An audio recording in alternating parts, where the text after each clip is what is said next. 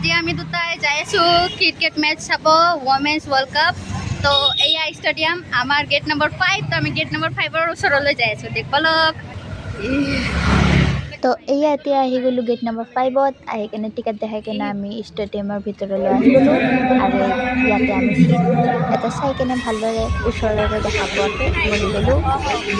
নষ্ট হৈ যাব।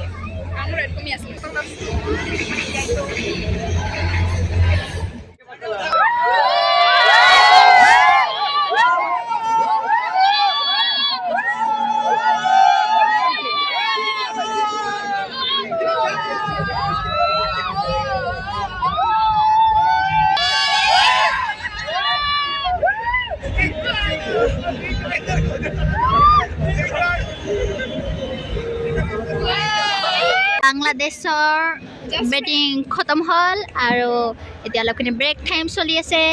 তো চবেই অলপখিনি বাহিৰৰ ফালে গ'ল। তো আমি ইয়াতে বহি কেনে 2-3টা ফটো মাৰি আছোঁ।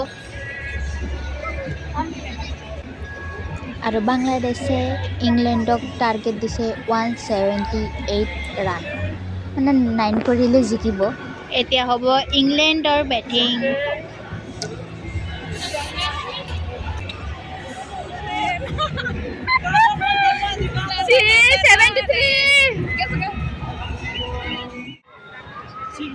এতিয়া জিকিবই আৰু 5 ৰানৰ বাকী আছে। তো আমি চবে এতিয়া এক্সাইটেড হৈ আছোঁ, কোনে মানে 4 লয় নে 6 লয়।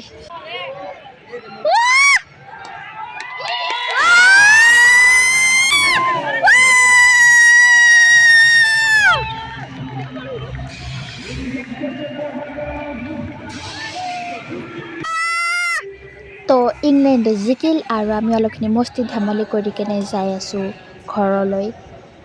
দিয়ক টাটা, আমি যাওঁ ঘৰলৈ।